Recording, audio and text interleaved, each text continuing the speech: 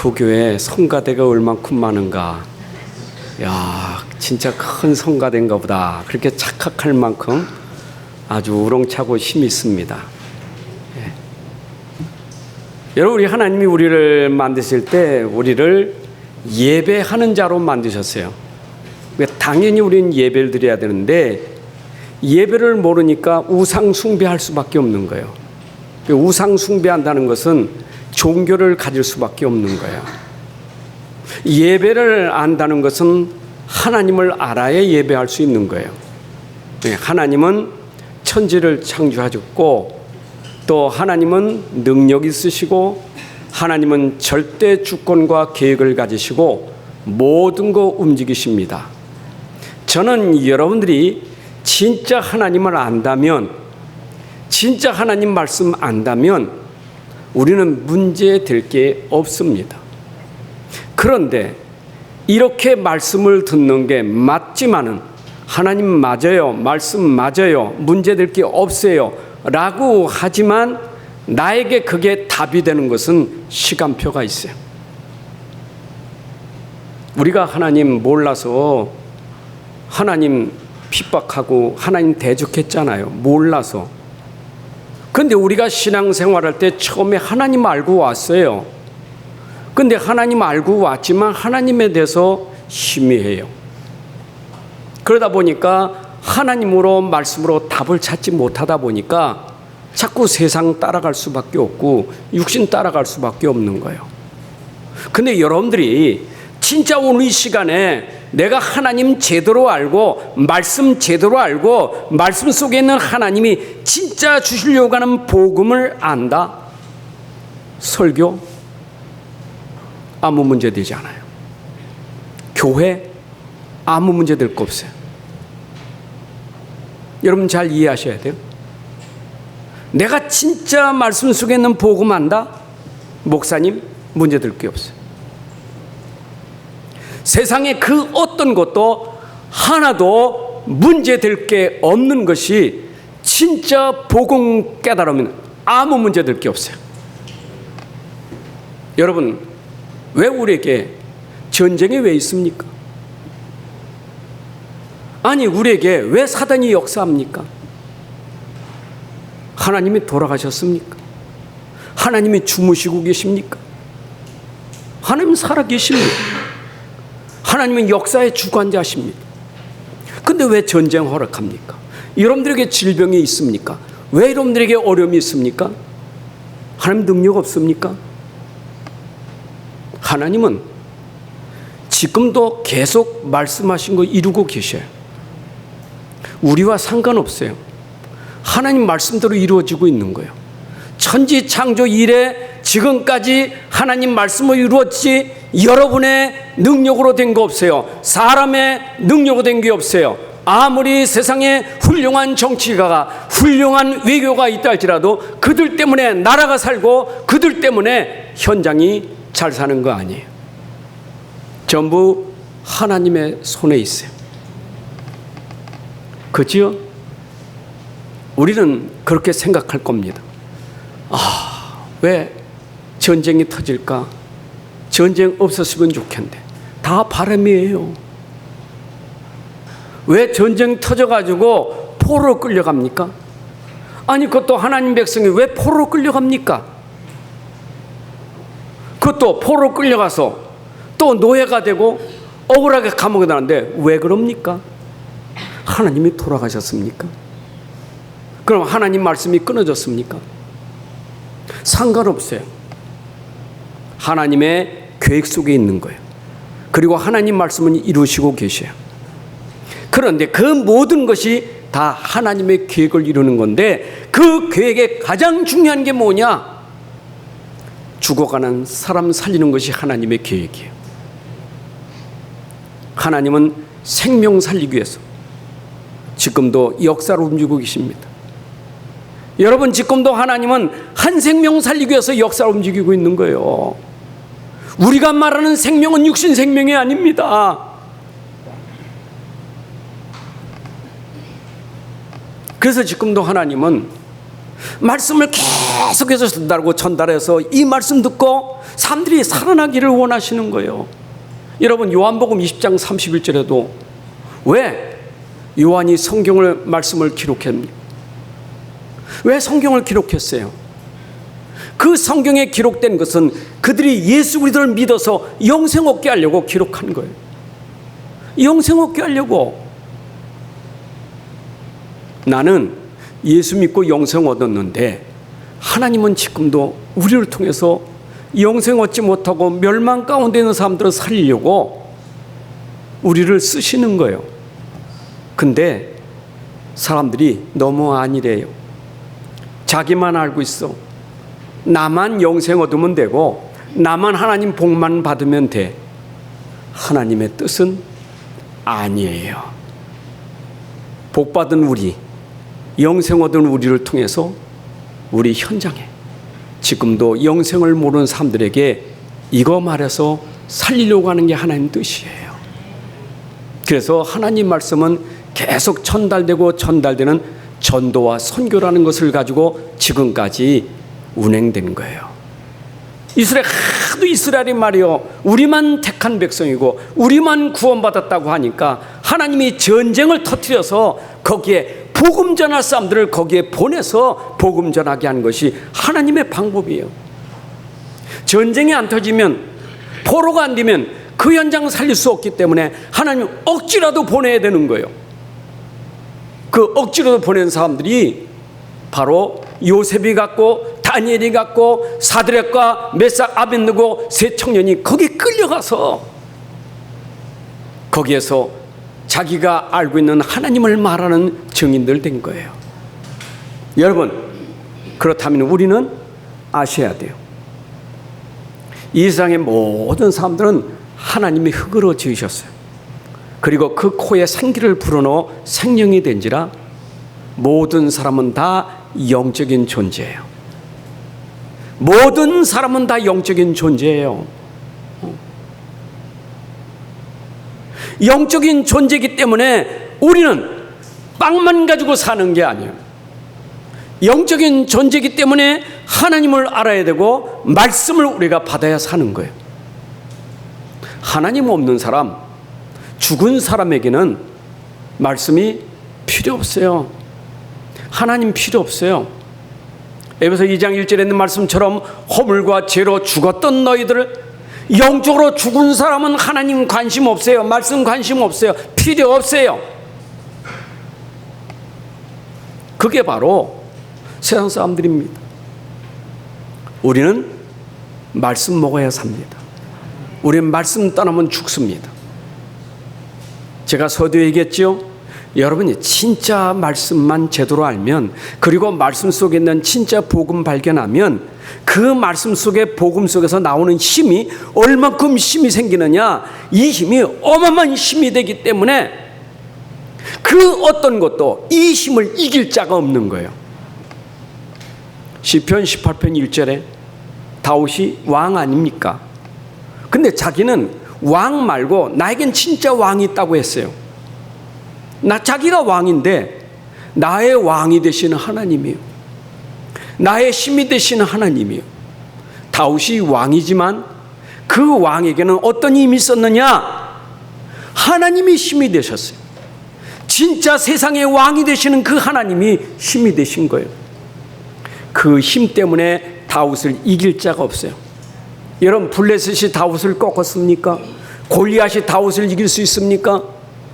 아무리 간 나라라 할지라도, 아무리 그 어마어마한 장군이라 할지라도 다윗은 이길 수가 없었어요. 왜냐? 다윗은 힘이 있었기 때문에. 자, 보세요. 다윗이 이 힘이 있으니까 그가 신앙 고백한 게 있죠. 여호와는 나의 목자시니 내게 부족함이 없다.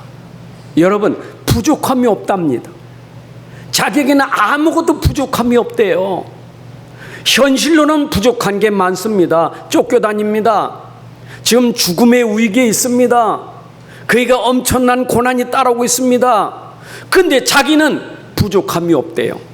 왜냐? 하나님이 나의 목자시니 내게 부족함이 없다는 거예요. 이거 보세요. 여러분들이 진짜 하나님 알고 진짜 하나님 말씀하신 그 복음 그리스도를 안다면, 그 힘을 안다면 여러분들은 이미 능력을 가진 자이기 때문에 아무것도 부족함 없는 그런 능력을 여러분들이 누릴 수 있는 거예요. 상관없다니까요. 사람이 상관없어요. 저는 진짜 하나님 모르고 복음 모를 때는 전부 상관이 돼. 상관이 되니까 불평불만이 많아. 상관되니까, 아, 저 사람 왜 그러지? 아, 나는 왜 그런 거요? 아, 나는 왜 이런 환경이요? 전부 관계가, 나에는 전부 부족한 거예요. 전부 모자라는 거예요. 근데 어느 날 다윗이 깨달았던 것처럼 복음 깨달고 나니까, 이게 밖에 있는 게 문제가 아니고 내 안에 부족하다고는 내 상태가 문제구나, 이걸 깨달은 거예요. 여러분, 여러분의 삶의 영적 상태가 중요합니다. 언제 여러분들의 영적 상태가 중요한가? 오늘 설교 제목처럼 일상에서의 여러분들의 삶이 중요해요. 일상은 한문인데 날마다 반복되는 생활을 일상이라는 거예요. 그런데 일상에서 여러분 영적 상태가 중요하다니까. 내 영적 상태가 안 좋으면 인생 사는 게 허무해요. 참 의미가 없어요. 사는 재미, 의미가 하나도 없어요. 생각해 보세요. 일상생활이라는 게, 여러분 우리 직장 다니는 사람들 일상생활이 뭡니까? 에? 아침에 출근합니다. 가서 열심히 일합니다. 퇴근 시간 돼서 집에 옵니다. 그러면 씻고 밥 먹고 또 잠깐 TV 보겠죠. 졸리면 잡니다. 또 아침에 일어나 또 출근해야 됩니다. 출근하면 또 일해야 됩니다. 일하고 또 집에 와서 씻고 잠깐 쉬었다가 또 자야 됩니다. 반복입니다. 그러다가 공휴일이 옵니다. 쉬는 날이 옵니다. 그러면 어떻습니까? 실컷 잡니다. 또 어디 먹을 때, 어디 놀러 갈 때 찾아갑니다. 그게 일상생활에서 내가 쉬는 시간이면 그겁니다. 여러분 생각해 보세요. 학생들이 학교 가는데, 여러분 보세요. 아침에 학교 갑니다. 공부하고 집에 옵니다. 또 학원 갑니다. 그러다가 또 잡니다. 또 학교 가야 됩니다. 애들이 방학하면 얼마나 신납니까? 쉬는 날 얼마나 신납니까? 부모 따라갑니다. 먹으러 갑니다. 놀러 갑니다. 그게 전부요. 이게 일상생활이요. 여러분 이럴 때 여러분의 상태가 건강하지 못하다면 어떻게 되겠어요? 일단 여러분의 상태가 육신적으로도 병들면 먹을 수 있어요? 일할 수 있어요? 잠잘 수 있어요? 놀러 갈 수 있습니까? 할 수 없는 거예요. 몸이 건강하지 못하면. 그것도 건강하니까 일하러 가는 거고, 건강하니까 놀러 가는 거지. 아프면 할 수 없는 거예요. 육신 상태 이런데 이런 마음의 상태가 병들어 보세요. 기분 좋은 날이 많습니까? 기분 나쁜 날이 많습니까? 대부분 사람은 기분 나빠요. 내 마음 상태가 안 좋으니까. 집에서도 기분 안 좋고 밖에 가도 기분 안 좋고. 여러분 이게 마음 상태입니다. 그런데 더 중요한 것은 영적 상태가 병들면 어떻게 되겠어요? 사람에게 가장 중요한 것은 육보다 영적인 상태인데 영적으로 병들면 어떻게 살아가겠느냐고요. 힘든 거는요, 마음이 힘든 게 아니에요. 지금 생각이 힘든 게 아니에요. 육신 상태가 아파서 힘든 게 아닙니다. 여러분 영적 상태가 지금 병들어 힘든 거예요. 살리는 것은 영이니 육은 무익하니라. 내가 너에게 이르는 말은 영이요 생명이니라. 여러분 오늘도 여러분들이 교회 오셨습니다. 말씀을 듣습니다. 여러분에게 지금 하나님이 원하시는 게 뭡니까? 여러분 영을 살리는 것이 하나님의 소원이에요. 여러분 영이 살아야 돼. 영이 살아야 돼. 교회는 육신 메시지 하는 데가 아니에요. 육신적인 얘기하는 데가 아니에요. 여긴 정치 얘기하는 데가 아니에요. 여긴 경제 얘기하는 데가 아니에요. 여러분들에게 필요한 것은 영적인 거예요. 진짜 하나님 제대로 알고 진짜 말씀 제대로 알고 진짜 복음 제대로 알면 여러분 천지개벽이 일어나요. 여러분 금방 여러분들 깨달으면 확실하게 바뀌어지는 시간이 언제냐? 말씀 제대로 들어서 그게 말씀이 내게 깨달아진 그 시간에 그 시간이 나에게 천지개벽이 일어난다니까. 그래서 어느 날 나는 알았네 그 말이에요. 교회 나올 때는 쉽지 않아요. 교회 나왔는데 말씀 안 들려져요. 들려지질 않아요. 들리는데 뭔가 희미합니다. 확신이 없습니다. 그러니까 왔다 갔다 할 수 있어요. 졸면서 다닐 수 있어요. 억지로 올 수 있어요. 그러나 하나님 말씀이 여러분들에게 제대로 들어가는 순간 내 인생이 바뀌어지는 거예요. 그게 여러분들의 영적 상태예요.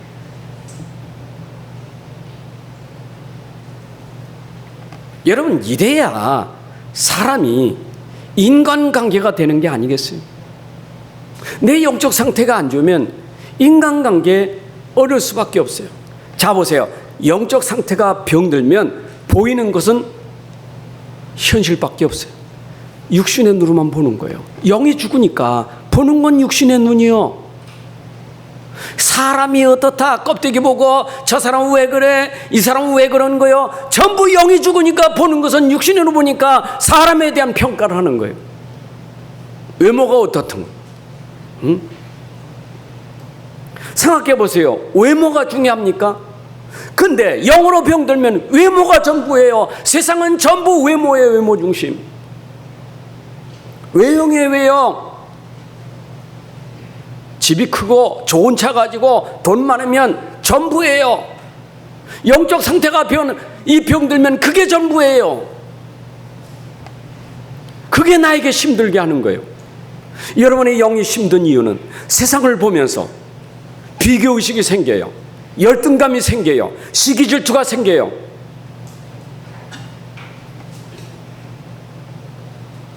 그런 사람이 교회에 와서 복음을 제대로 못 들으면 들은 건 있지 자기 수준에서 자기 기준에서 사람을 판단하고 정죄합니다.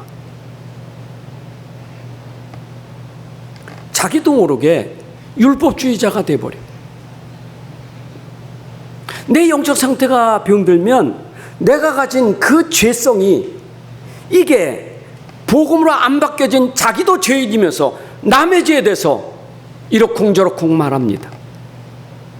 마태복음 7장 1절 2절에 보니까 자기 눈에 있는 들보는 모르면서 남의 있는 티도 티 보고 비판하고 판단합니다. 여러분 교회에 오셔서 말씀 듣는 것도 축복이잖아요. 말씀을 듣되 어떤 말씀을 듣느냐가 중요한데 말씀을 제대로 말씀 속에 있는 복음을 못 깨달으니까 율법적으로 보는 거예요. 율법은 하나님 말씀입니다. 율법은 필요한 거예요. 나에게도 필요하고 저 사람에게 필요한 거예요. 그 율법을 보면서 틀린 걸 보면서 도리어 복음을 깨닫게 되는 시간이에요. 왜 내가 복음돼야 되는지, 왜 저 사람의 복음이 필요한지 여러분 율법을 통해서 복음을 발견하는 시간이에요. 상관이 없다니까. 아, 저 사람 왜 그래? 아, 저 사람 왜 율법주의요? 아, 저 사람 맨날 저러는 거요. 여러분 그래서 우리는 복음이 필요하다는 거예요. 내가 복음을 알아야 복음이 필요한 줄 알지. 내가 복음 모르니까 결국 내 잣대 가지고 내 잣대요.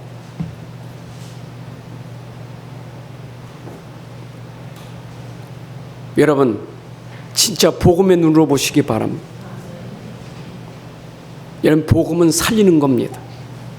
복음은 향기가 나는 겁니다. 오늘 새벽기도 시간에 향기에 대한 말씀을 드렸죠.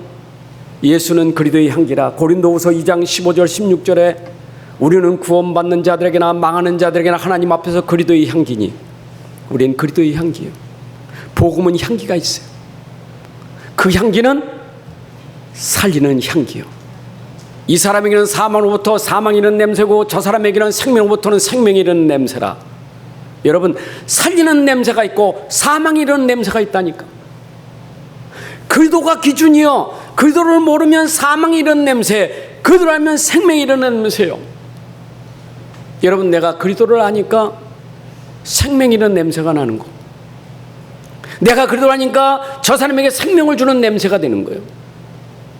그리스도를 모르면 썩은 냄새 나요. 그리고 그리스도를 모르면 저 사람에게 자꾸 썩은 걸 풍기게 돼요. 여러분, 진짜 중요한 것은 내 안에 얼만큼 복음이, 진짜 복음이, 이 그리스도가 내게 얼만큼 충만하냐, 그리스도가 내게 얼만큼 오지게 되느냐, 이게 전부예요. 그래서 하나님 말씀 가지고 우리는 자꾸 복음을 강조하는 이유가 뭡니까? 복음 속에 모든 것이 다 있고요. 복음은 모든 문제 해결할 수 있는 능력이 있고요. 복음으로 모든 거 움직일 수 있는 능력이 복음밖에 없어요. 아멘. 남 판단하고 정죄하는 것은 내가 복음 없어서 그런 거예요. 맞죠? 복음은 판단하지 않아요. 복음은 정죄하지 않아요. 로마서 2장 1절에 그러므로 남을 판단하는 사람아, 누구를 막나라고 네가 핑계하지 못할 것은 남을 판단하는 것은 네가 너를 정죄하려니 판단하는 네가 같은 일을 행함이라. 여러분, 복음 모르고 판단하는데 어느 날 내가 내 자신을 정죄하게 돼요. 그렇잖아요. 저 사람 죄인이요 라고 판단하는데 어느 날 내가 내가 그렇게 판단했던 죄가 내게도 있구나. 여러분, 입으로 스스로 정죄하게 될 수밖에 없는 거예요. 판단하시는 이는 하나님밖에 없어요. 우리는 아무도 판단할 능력도 아니고 심판준도 아니에요. 우리는 근데 자꾸 판단하는 자리에 내가 들어가서 내가 마치 하나님처럼, 내가 마치 그리스도처럼 남을 판단하고 정죄하는 죄를 범한단 말이에요. 이것이 사단의 심부름하는 겁니다. 아멘입니까? 여러분, 예수님이 십자가에 죽으실 때 보십시오. 예수님은 자기를 죽이는 모든 사람들을, 십자가에 못 박고 있는 그 사람들을 향하여, 여러분 어떻게 했습니까? 예수님 십자가에 죽으실 때 누가복음 23장 34절에 보니까 예수께서 이르시되 아버지 저를 사하여 주옵소서, 자기들이 하는 것을 알지 못함이니이다. 예수님은 십자가에 못 박고 있는 저들을 향해 저들이 알지 못하니 저들을 사하여 주옵소서. 이게 복음이에요. 여러분 속에 이 복음이 들어가야 우리는 현장에서 절대 사람 때문에 시험 들고 상처받고 정죄하면서 같이 죽는 일 없어요. 내가 복음돼야 돼요. 내가 복음돼야 나도 살고 남도 살리는 거예요. 그런데 우리 복음 가진 사람들이 모인 공동체가 있잖아요. 그 공동체가 가정 공동체, 교회 공동체, 직장 공동체, 학교 공동체, 사회 공동체, 국가 공동체, 공동체가 있잖아요. 그 공동체 속에서 나는 어떤 사람이 돼야 되느냐, 이게 중요한 거예요. 하나님은 왜 나에게 복음을 주셨는가? 이 복음은 어둠을 꺾는 능력이요, 어둠을 꺾는 빛이에요. 그래서 내가 가진 복음은 그 현장에 빛으로 나타날 수 있는 능력이요. 오늘 본문은 가정 현장인데, 직장 현장인데, 그 현장에 문제 있어요. 문제 많은 게 현장이에요. 그 문제 많은 현장에 왜 나를 거기에 보냈습니까? 왜 내가 거기에서 복음운동해야 됩니까? 그 공동체 속에서 우리는 빛을 발하는 삶이 돼야 돼요. 그들의 향기를 풍기는 사람이 돼야 돼요. 그게 우리의 정체성이에요. 믿습니까? 그런데 그래, 맞아, 내가 빛을 발해야지. 그래, 내가 빛을 비추는 사람이 돼야 돼. 그래, 내가 그렇게 살아. 여러분 됩니까? 그게 여러분 의지로 되는 거예요? 속지 마세요. 여러분의 능력은 없어요. 내가라고 하는 것이 들어가면 절대 될 수가 없는 거예요. 내가 없어져야 돼요.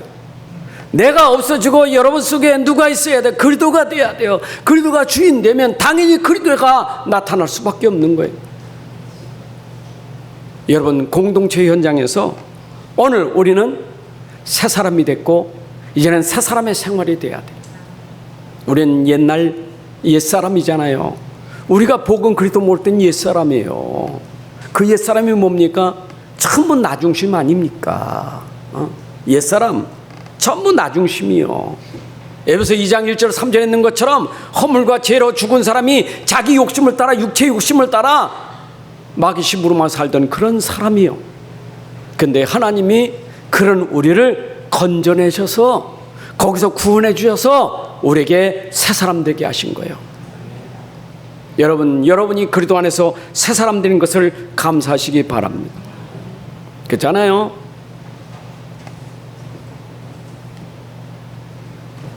에베소 2장 10절에 보게 되면 하나님이 그 은혜로 말미암아 우리를 구원하셔서, 구원하신 이유는 뭐냐? 우리로 하여금 선한 일을 위하여 하나님이 우리를 지으셨다 그랬어요. 여러분, 우리는 현장에 선한 일을 위해서 하나님 우리를 만드신 거예요. 우리를 구원하신 이유가 뭐냐?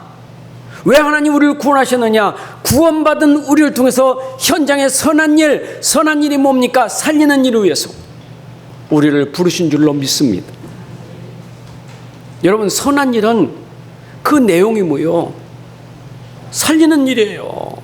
남을 살리는 거예요. 그게 선한 일이에요. 반대로 말하면 내가 모를 때는 죽이는 일을 했다니까. 미워하는 게 죽이는 거예요. 시기 질투하는 게 죽이는 거예요. 그게 옛사람이에요. 분노하고 악의를 품고 전부 이게 죽이는 거예요. 그런데 그리스도 안에서 새 사람 되면 이제는 그런 삶이 아니에요.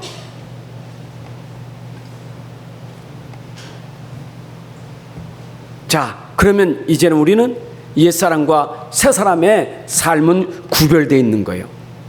에베소 5장 8절에 있는 말씀처럼 너희가 전에는 어둠이더니 이제는 주 안에서 빛이라. 빛의 자녀들처럼 행하라. 여러분, 예전에 우리가 어둠이었어요. 옛사람 어둠 속에 살았다니까. 근데 이제는 내가 그리스도 안에서 새 사람 됐어요. 자, 옛사람 아시죠? 옛사람이 어떤 사람입니까? 옛사람은 아담과 하와가 범죄하고 나서 모든 사람이 다 옛사람이 됐다니까. 아담을 해서 모든 사람이 다 죄 가운데 있는 거예요. 여러분, 죄 가운데 있다 보니까 죄를 통해서 타락할 수밖에 없는 거예요. 하나님 떠나니까 죄 질 수밖에 없고, 죄 짓는 것은 자꾸 타락하는 거예요. 하나님을 떠나는 거예요. 여러분, 창세기 3장 사건이 타락 아닙니까? 그 타락이 뭡니까? 자기 욕심이요. 내가 하나님같이 될 수 있다는 그 욕심 때문에 하나님 말씀을 범하고 따먹은 거 아니에요? 인간이 타락하는 그 근본이 뭐냐? 나예요, 나. 여러분, 창세기 6장에서 인간이 어떻게 타락습니까? 하나님의 아들들이 사람의 딸들 아름다움 보고 자기들이 좋아하는 대로 전부 자기 기준이요. 여러분, 사사기 24장 21장 25절의 말씀 뭡니까? 이스라엘 왕이 없을 때 사람들이 각기 자기의 소견대로 자기 옳은 대로 행하더라. 내 마음대로 사는 거, 그게 타락이요. 여러분, 우리가 하나님 모를 때 삶이 전부 내 마음대로 사는 거예요. 내 마음대로 사는 게 자유로운 줄 알아요. 자유가 아니고 방종이요. 우리 바뀌어야 된단 말이에요. 내 마음대로 사는 것, 내 고집대로, 내 주장대로, 내 생각대로 사는 것, 이거 바뀌어지지 않는 이상은 우리가 타락할 수밖에 없는 거예요. 에베소 4장 22절 24절 말씀 아닙니까? 우리가 옛사람이 어떻게 살았어요? 20절이니까 너희의 유혹의 욕심을 따라 썩어져가는 구습을 따른 옛사람, 유혹의 욕심을 따라서 자꾸 썩어가는 구습을 따라가는 옛사람. 옛사람이 어떻게 바뀌어질 수 있겠습니까? 이거는 하나님밖에 할 수밖에 없는 거예요. 인간이 나밖에 모르는 이 나가 꺾어질 수밖에 없는 것은 하나님밖에 없어요. 나라는 존재가 무너질 수 있는 것은 하나님밖에 없어요. 그래서 하나님이 나라는 걸 바꾸기 위해서 하나님이 육신의 몸을 입고 이 땅에 오셨어요. 그분이 예수 그리스도시에요. 여러분, 여러분들이 나를 바꿀 수 있는 것은 예수 그리스도가 하나님이시다. 그분은 내가 가진 문제를 해결할 수 있는 능력이다. 예수 그리스도는 모든 것이다. 이 가치를 아는 순간 나를 내려놓고 그리스도를 붙잡는 거예요. 이게 바뀌어진 인생이 되는 거예요. 여러분, 그런데 이게 깨달아지는 것이 하나님의 은혜가 아니겠어요? 여러분 생각해 보세요. 내가 예수 그리스도가 하나님이시고 그분은 모든 문제 해결할 수 있는 능력이고 나에게 최고의 가치라고 깨달을 수 있는 것은 하나님의 은혜가 아니고는 깨달을 수가 없어. 그래서 고린도서 2장 12절에 우리가 세상의 영을 받지 아니하고 오직 하나님께로부터 온 영을 받았으니 이는 우리로 하여금 하나님께서 우리에게 은혜로 주신 것들을 알게 하려 하심이라. 여러분, 성령님의 은혜가 아니고는 하나님신 이 은혜 복음을 깨달을 수가 없는 거예요.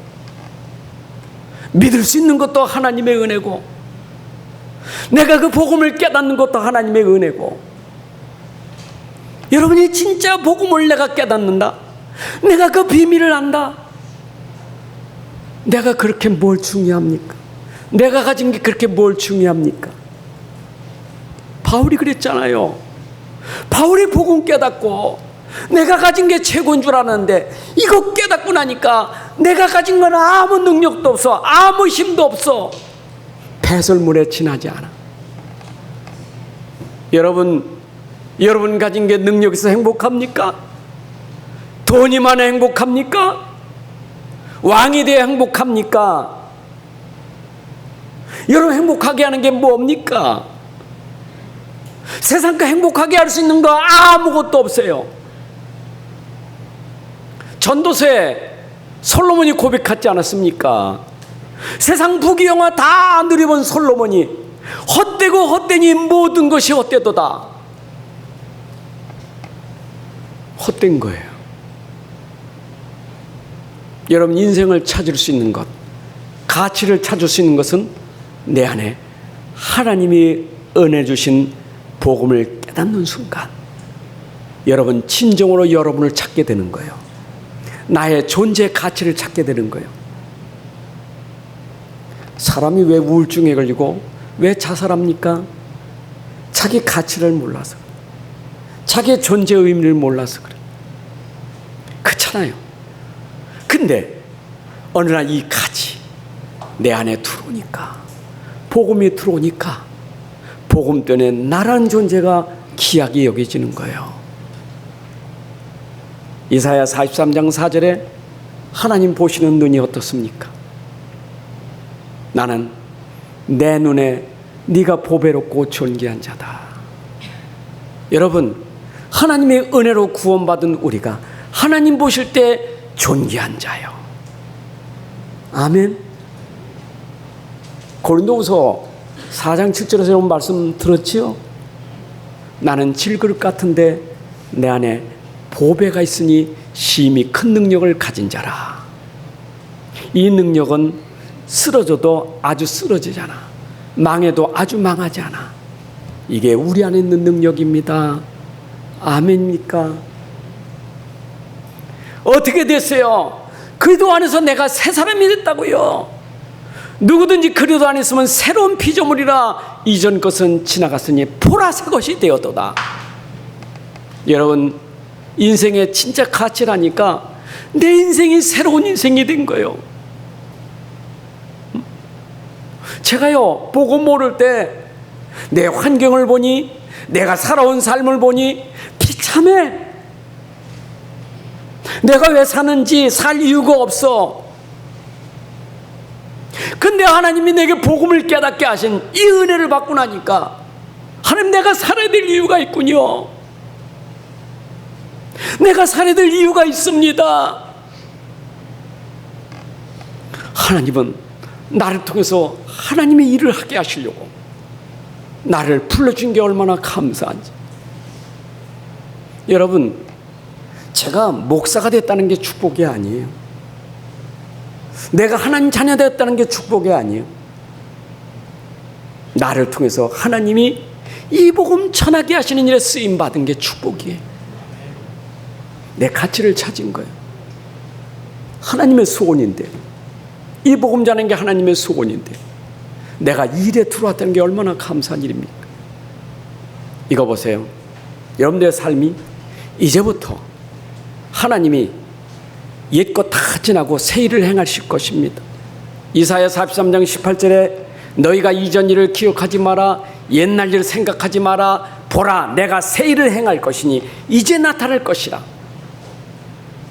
여러분들이 복음 가진 그것 때문에 하나님이 여러분을 통해서 새 일을 행하시기로 약속하셨어요. 여러분을 통해서 하나님이 새 일을 이루어 가실 것입니다. 믿으시기 바랍니다. 아멘. 이제 우리의 삶은 어떤 삶이 돼야 되겠습니까? 우리의 삶은 옛날 삶이고 다른 삶이 돼야 돼. 불신자의 삶이 아니라 이제는 우리는 하나님의 자녀의 삶이고 우리는 전도자의 삶이요. 우리가 모를 때는 저 불신자처럼 살았다니까. 그게 인생인 줄 알았어요. 먹고 마시고 즐기는 게 인생인 줄 알았다니까. 근데 이 복음 깨닫고 보니까 그게 인생이 아닌 걸 깨닫어요. 내 삶은 복음 아니면 살 이유가 없어. 복음 때문에 내 삶을 찾은 거예요. 이거 보세요. 내가 복음 깨닫으니까 삶도 달라졌지만 내 안에 하나님이 힘을 주셨다니까.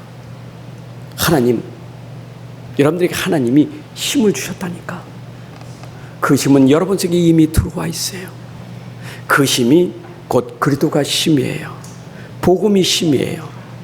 로마서 1장 16절에 내가 복음을 부끄러워하지 않으니 이 복음은 어떤 복음이요? 구원을 주시는 하나님의 능력이 됨이라. 여러분, 복음의 능력이 여러분 속에 있는 겁니다. 그게 여러분들의 힘입니다. 갈라디아 2장 17절은 이제는 내가 사는 게 아니요 내 안에 있는 그리스도를 믿음으로 사는 것이지. 여러분들의 힘은요, 나로 살지 마세요. 내 안에 그리스도로 사는 겁니다. 아멘입니까? 아니, 세상 속에 살고 있는 여러분들이 이 힘이 없으면 어떻게 세상을 살아가겠어요? 여러분 수준 가지고는 안 돼요. 우리 수준을 능가하는 그리스도가 우리 안에서 모든 것이 돼야 돼요. 여러분의 인생이 다른 인생이 돼야 돼요. 내가 모를 때는 이 육체 가지고, 이 몸 가지고 무슨 일을 했습니까? 로마서 6장 13절에 이 몸 가지고, 이 육체 가지고 불의의 무기로 쓰임받은 거예요. 사단의 도구로 쓰임받은 거예요. 내 인생이 세상 사는 날 동안 사단의 도구로 쓰임받는, 사단의 심부름하고 죄의 심부름하는 그런 사람으로 우리 인생을 살면 얼마나 불쌍합니까? 안 그래요? 이 귀한 몸을 가지고 마귀 심부름하고 죄 심부름하고 온갖 죄악에 빠져가는 거기에 심부름하는 사람 된다면 얼마나 불쌍한 사람이. 하나님이 나를 구원하신 것은 이제 너는 네 몸이 아니요 네 몸 가지고 이제 나를 위해서 쓰임받아야 돼. 하나님의 무기가 돼야 돼요. 하나님의 심부름하는 사람 돼야 돼요. 사람 살리는데 쓰임받는 무기가 돼야 돼요. 사람 죽이는데 쓰임받는 무기 되지 말고 사람 살리는데 쓰임받는 무기가 돼야 돼요. 아멘. 불의의 병기냐 의의 병기냐. 여러분, 우리도 모르게 우리는 이 몸 가지고 심부름 한다니까. 마귀가 좋아하는 심부름.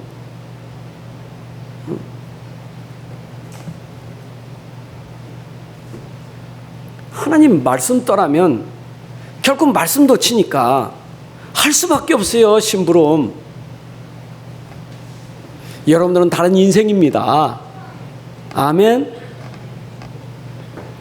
그러면 새 사람, 새 생활의 기준은 뭐겠어요? 여러분의 삶의 기준, 지금부터 내 기준을 나로부터 바꿔야 돼요. 내 중심에서 바꾸는 기준이 돼야 돼요. 오늘 새 사람의 생활은 나의 기준이 아니라 오늘 하나님 중심으로 바꾸는 기준이 돼야 돼요. 여러분의 자꾸 삶의 기준이 나 때문에 힘든 거예요. 여러분의 생각이 전부 내 생각 아닙니까? 생각이 내 생각이요. 그러니까 내 생각대로 하는 거예요. 기준이 내 생각이요. 땅의 것 생각하는 거예요. 위의 것 생각하는데 땅의 것 생각하는 거예요. 땅의 지체. 여러분 생각 안 바뀌면 자꾸 땅의 것 생각하니까 성경에 있는 말씀처럼 뭡니까? 오늘 땅에 있는 것은 음란과 부정과 사욕과 악한 정욕과 탐심이니 이게 바로 우리가 땅의 것이에요. 골로새 3장 5절부터 9절에 있는 말씀 아닙니까? 지난주에 말씀드렸던 것처럼 내가 진짜 기준을 그리스도로 안 바뀌고 하나님 안 바꾸면 나도 모르게 내 속에서부터 나오는 게 뭐예요?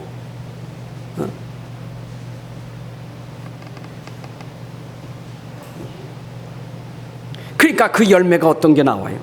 분함과 노여움과 악의와 비방과 거짓말하는 것.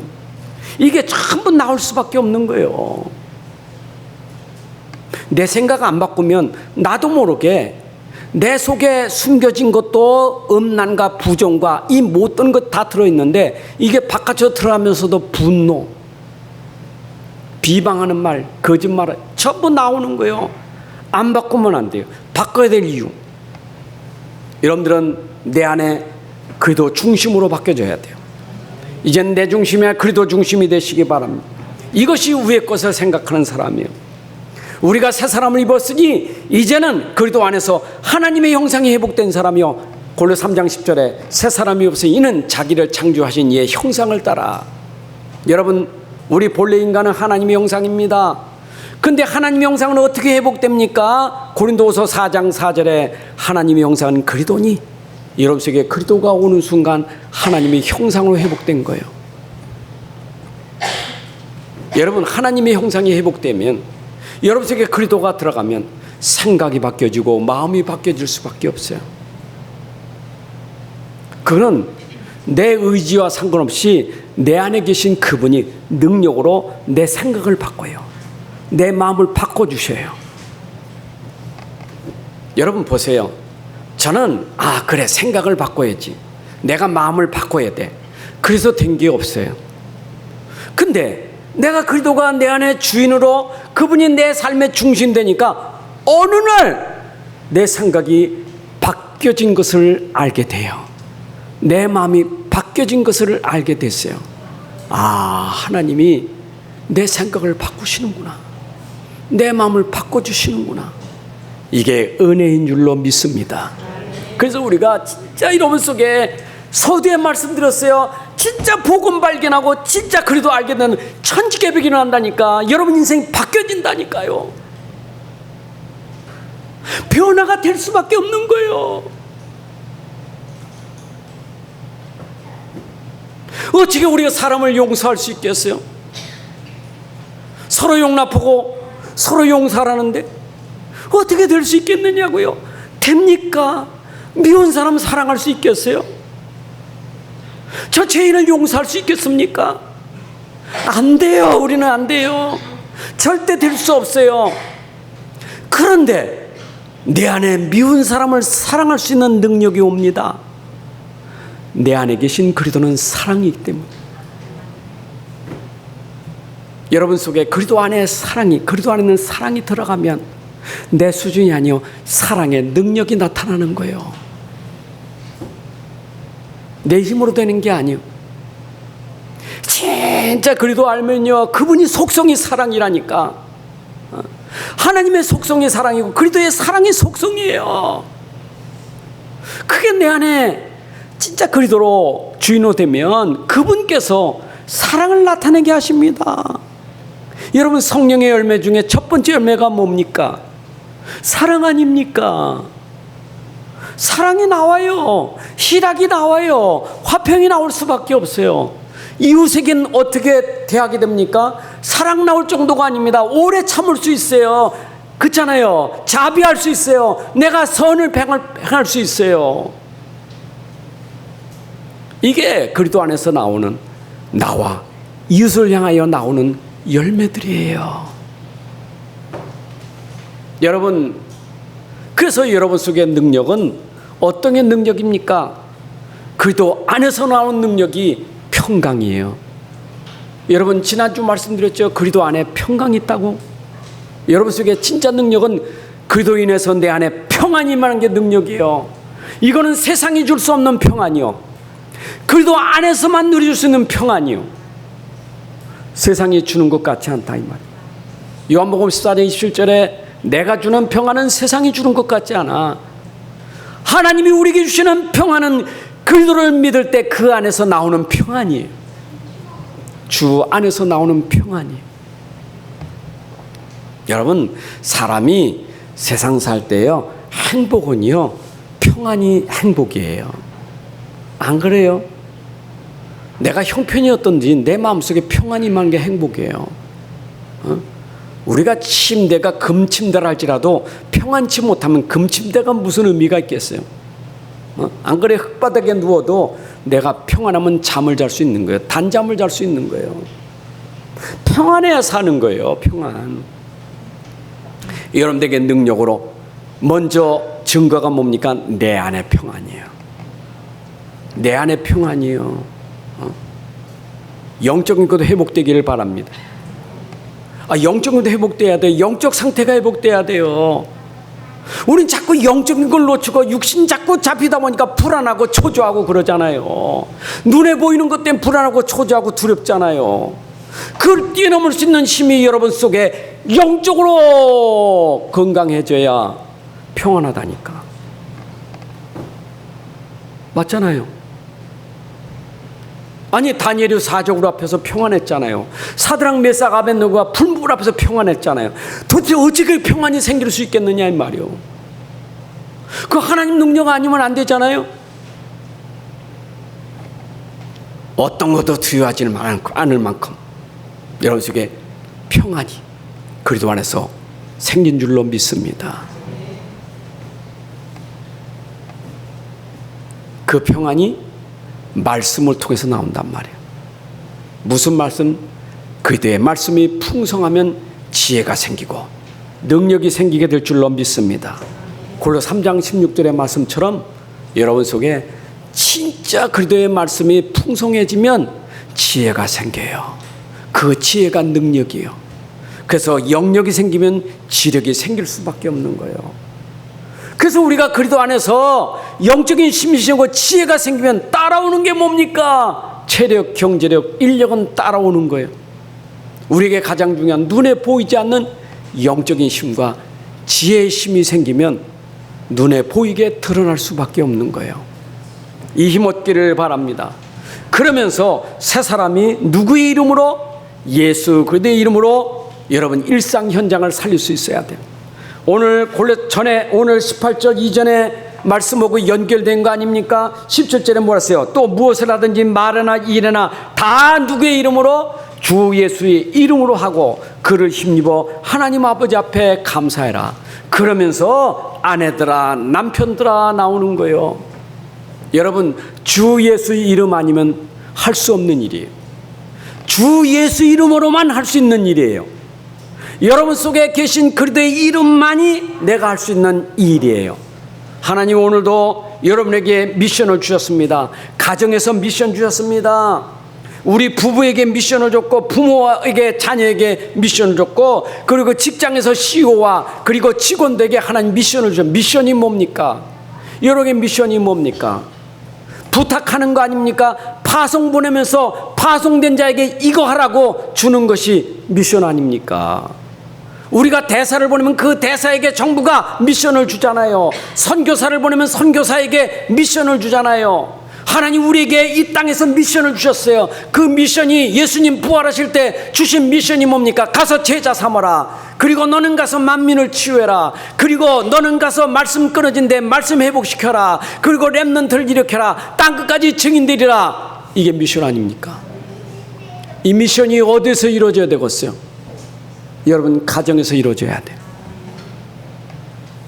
여러분 가정에서 제자 되시기 바라고, 여러분 가정을 치유하는 사람 되시기 바라고, 여러분 가정에 말씀이 회복되는 축복 받으시기 바라고, 여러분 가정에 렘넌트가 일어나기를 바라고, 여러분 가정에 증이 되어서 여러분 가정에 살아나는 미션을 이루시기 바랍니다.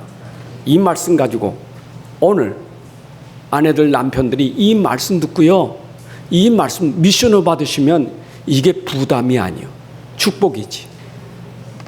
여러분 하려고 하지 마세요. 자꾸 내가 하려니까 부담이지. 하나님 말씀 듣고 부담 듣는 사람은 말씀을 안 믿는 사람이에요. 아내가 남편에게 복종하라. 기분 나쁘게 남편에게 복종합니까? 내가 왜 남편에게 복종합니까? 개종이 그러더라고. 남편에게 복종하면 날 얕잡아서 자꾸 나를 그냥 더 어렵게 만든다고.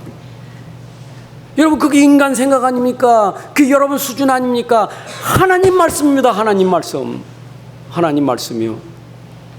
이 말씀이 여러분들에게 이루어지는 축복이 되기를 바랍니다. 내가 남편에게 복종할 만큼 그런 사랑의 능력이, 그런 힘이 생긴다면 여러분 축복이에요. 안 그래요?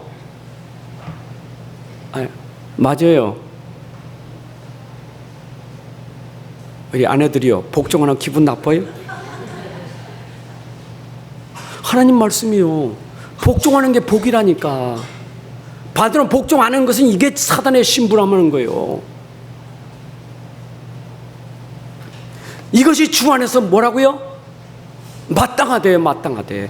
그래서 마땅하대요. 마땅한 일을 해야 여러분들이 하나님의 축복을 누리는 거 아니겠어요? 잘 기억하세요. 복종은 하나님 말씀이에요. 마땅한 일이요. 어디에서? 그리도 안에서. 여러분 하라는 게 아니요, 내 안에 그리도가. 예수 이름으로 하시기 바랍니다. 남편들아, 아내를 어떻게 하라고요? 사랑하라. 사랑할 만해 사랑하지. 응? 아니 목사님, 난 사랑할 수가 없어. 미워 죽겠어. 근데 하나님 말씀이요.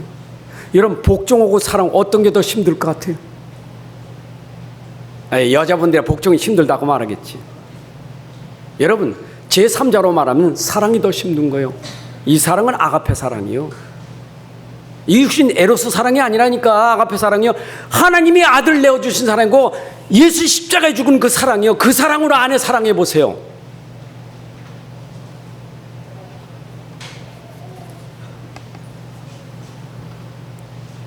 뒤에 보니까 아내를 어떻게 하지 말라고? 괴롭게 하지 말래요. 아내 괴롭히지 말고요. 여러분 사랑은 괴롭게 하는 게 아니에요. 섬기고 도와주는 것이지. 아유, 난 당신 만나 괴로워 죽겠어. 이건 하나님 말씀하고 안 맞는 사람이에요. 당신 만나서 나는 너무 행복해. 여러분 하나님 말씀은 남편을 통해서 아내가 행복하게 되는 게 하나님 뜻이지. 아니 맞아요 안 맞아요?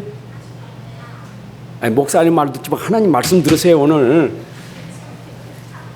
응? 앞에 설교가 왜 1대지 2대지가 왜 길었느냐, 그거 알아야 되지. 그거 모르고 지금 이거 얘기해가지고 못 알아들어서 제가 서론부터 이 얘기해놓고 지금 이 얘기하는 거예요. 내가 진짜 복음 알고 진짜 말씀 알고 진짜 하는 능력 알면, 그것도 내 안에 그분이 계신 거 진짜 알면 내가 사는 게 아니라니까. 자녀들아, 부모에게 어떻게 하라고? 순종하라. 그런데 어떤 일에? 모든 일에. 여러분 모든 일에 부모에게 순종하라. 여러분 자녀가 부모에게 모든 일에 순종하는 거 쉬워요 어려워요? 지금 치매 걸려서 엉뚱한 소리 하는데 그래도 순종할 수 있겠어요?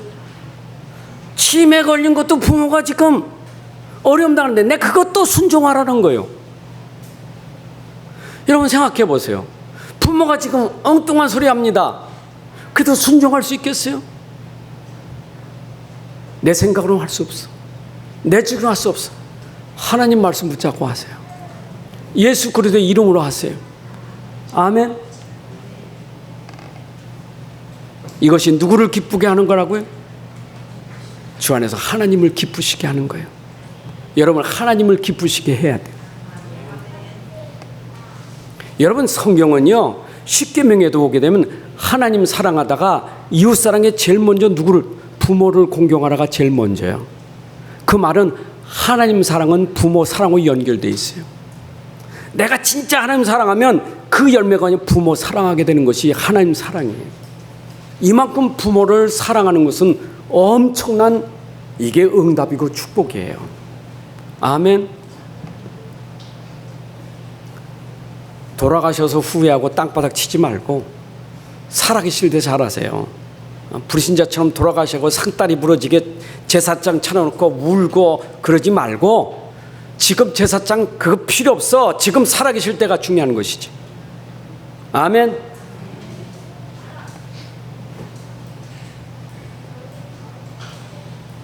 자녀들아, 그리고 21절에 부모 아비들아, 네 자녀를 어떻게 하라고요?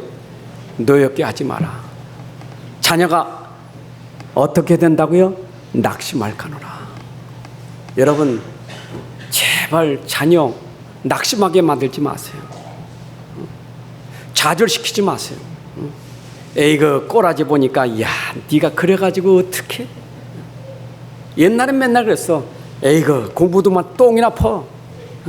가서 나무나 패와. 이게 옛날에 부모들이 맨날 욕했던 거예요. 깡통이나 차라고 빌어먹을 놈의 새끼. 이게 옛날에 어른들이 욕할 때 써먹었던 얘기라니까. 안 들어봤어요? 난 많이 들었어.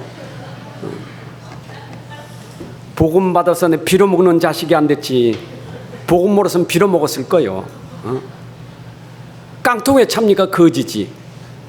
그렇게 소원이 거지 되는 게 소원입니까? 여러분 자녀요 잘 되기 원하잖아요. 그러면 어떻게 해야 돼? 예수 이름으로 키우시라니까. 예수 이름으로. 여러분 수준 키우지 말고 예수 이름으로 키우세요. 자꾸 내 수준을 키우니까 어렵지. 내가 키우는 거예요? 주님이 키우는 거예요? 내가 키워요? 주님이 키워요? 아이 잘 이해가 안 되시요? 자꾸 내가 키우려니까 성질나게 만들고 짜증나게 만들지. 응? 주님이 키우시면 돼. 도대체 말을 안 들어? 기도하면 돼. 왜? 주님이 하실 거니까. 아멘. 자꾸 힘 주세요.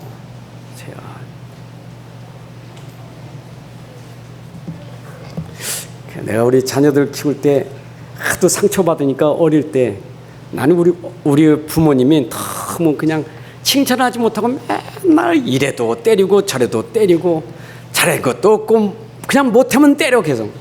그냥 어디가 꾹 눌려 살았어. 그래서 내가 결심내기를 우리 자녀만큼은 내가 격려해야지. 잘한다고 해야지. 그러니까 집에 모으면 잘했다 잘했어 아이고 잘했네. 그러니까 아이들이 잘했다는 소리가 자꾸 와서 자꾸 얘기해. 잘했다 잘했다.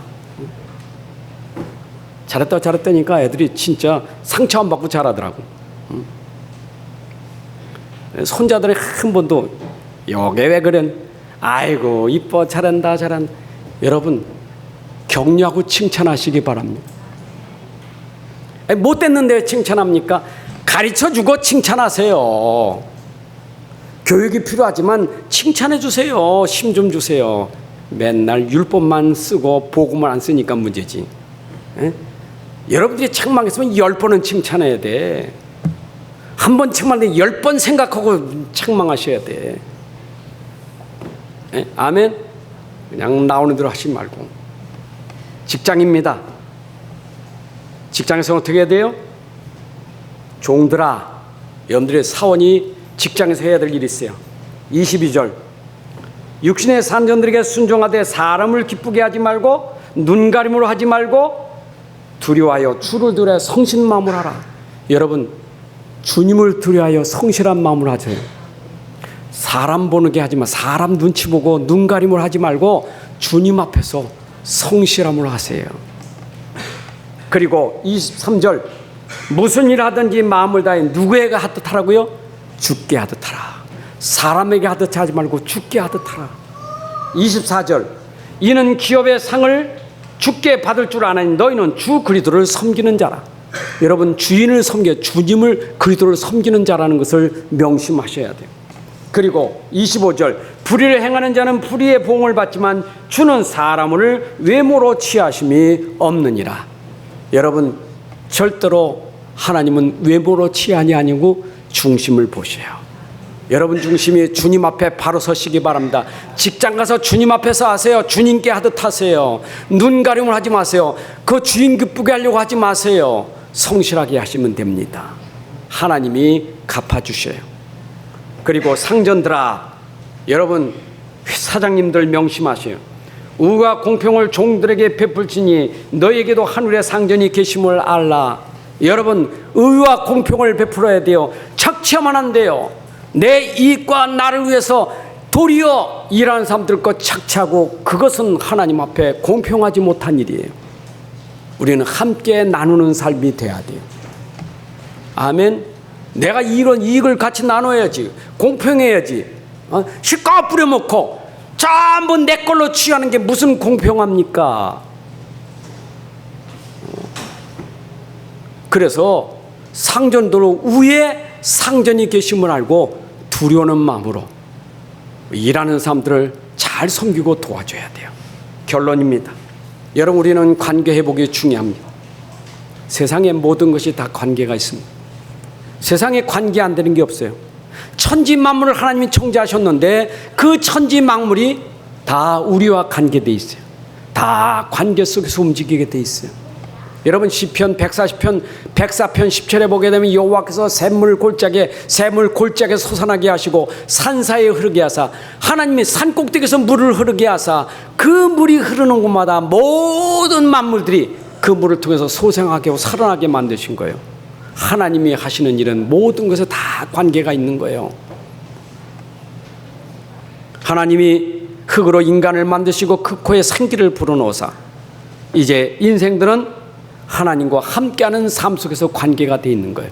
여러분, 교회도 공동체 관계가 있고 가정도 공동체 관계가 있는 거예요. 부모, 아내, 자녀, 부모 다 관계가 있는 거예요. 관계가 끊어지면 안 돼요. 그런데 우리의 관계, 제일 중요한 관계는 하나님 관계가 회복돼야 돼요. 여러분, 사람 관계보다 중요한 건 하나님 관계. 하나님과 소통하는 사람 되시기를 바랍니다. 그 소통이 예배고, 그 소통이 말씀이고, 그 소통이 기도예요. 여러분, 그 말씀 받은 거 우리 가족들에게 전달하는 게 소통이에요. 하나님과 소통되면 가정에 소통되는 축복이 있어야 될 줄로 믿습니다. 그리고 더 중요한 것은 사람과 사람과의 관계가 소통돼야 돼요.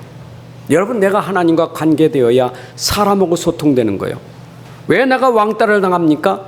내 중심이기 때문에 왕따 당하는 거예요. 하나님이 아니고 자기 이익, 자기 고집, 자기 주장 왕따 당하게 돼 있어요. 하나님 모르니까 나밖에 모르잖아요. 나밖에 모르니까 사람이 관계가 안 되는 거예요. 여러분, 그 왕따 당하는 게 그게 저 사람 문제가 아니에요. 왕따 당하는 내가 문제예요. 왜 그러냐? 너무 자기 중심이라래. 여러분, 하나님 중심 돼서 내가 그 사람과 관계를 맺고 섬기는 자가 되면 인간관계 회복될 줄로 믿습니다. 잘 섬기세요. 불신자도 섬기세요. 잘 섬기세요. 섬겨야 그 사람도 구원받을 수 있는 길이에요. 우리 가정에서 불신 가족들 섬기세요. 그것이 구원받는 길이에요. 섬겨야 돼, 섬겨야 돼. 근데 내 힘으로 하는 게 내 안에 그리스도의 힘으로 하시면 돼요. 인간관계 잘하세요. 어떤 사람들은 아니, 하나님 다 알지 못까지 하나님 아는데 뭐 상관 있냐? 여러분, 상관돼요. 그렇게 말하면 안 돼요. 내버려둬.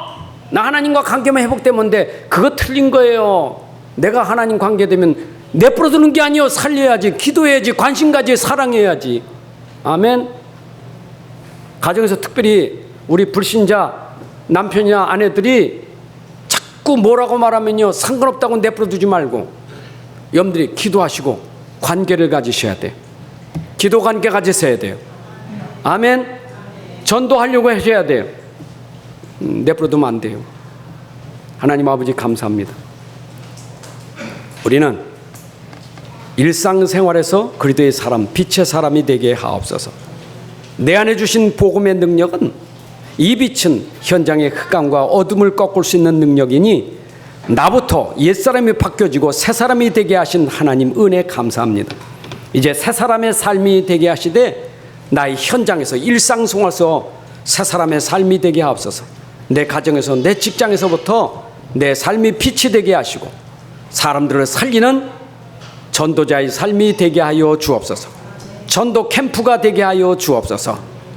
감사드리며 예수 그리스도의 이름으로 기도합나이다. 아멘. 이제는 우리 주 예수 그리스도의 은혜와 아버지 하나님의 크신 사랑과 성령님의 인도 역사 충만하심이 함께 예배하는 주의 자녀들 머리 위에 가정과 산업과 후손들 위에 지금부터 영원까지 함께할지어다. 아멘.